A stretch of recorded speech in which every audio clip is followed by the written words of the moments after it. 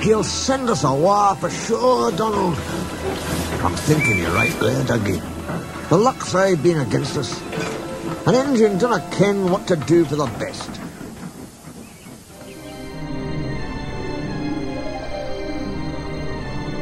Snow came early that year. It was heavier than usual. It stayed, too, and choked the lines. Most engines hate snow. Donald and Douglas were used to it. They knew what to do. Their drivers spoke to the inspector, and they were soon coupled back to back with a van between their tenders. Then, each with a snowplough on their fronts, they set to work. They puffed busily backwards and forwards, patrolling the line. Generally, the snow slipped away easily, but sometimes they found deeper drifts. Then they would charge them again and again, snorting, slipping, puffing, panting, till they had forced their way through.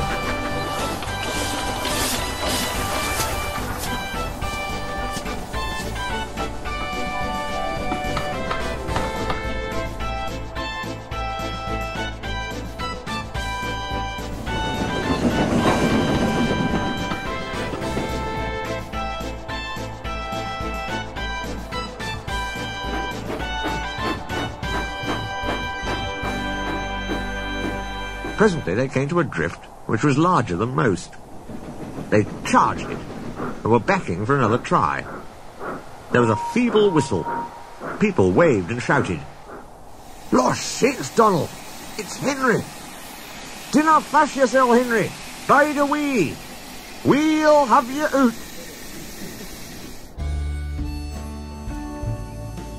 The Fat Controller was returning soon. The twins were glum.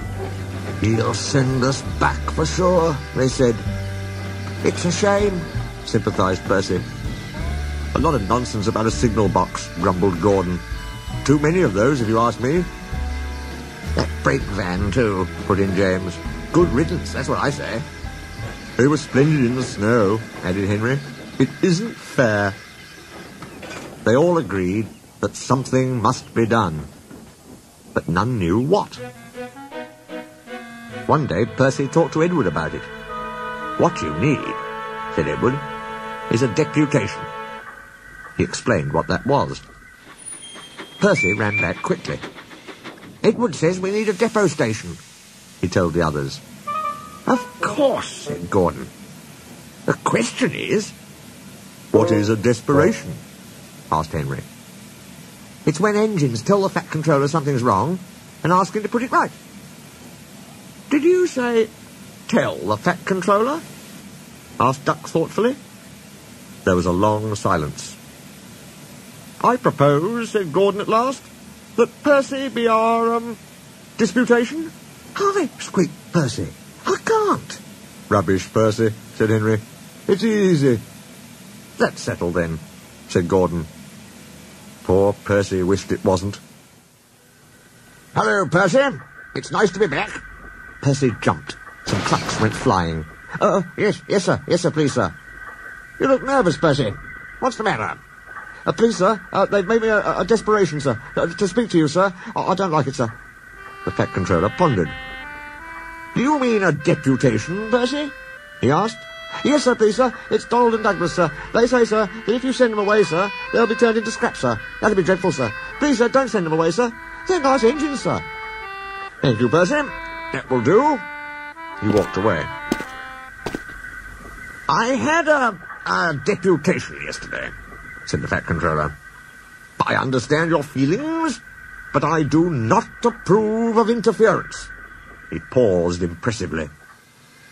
"Donald and Douglas, I hear that your work in the snow was good. What colour paint would you like?" The twins were surprised. "Oh, blue, sir, please." "Very well. But your names will be painted on you. We'll have no more mistakes." "Frankly, sir, does this mean that the both of us..."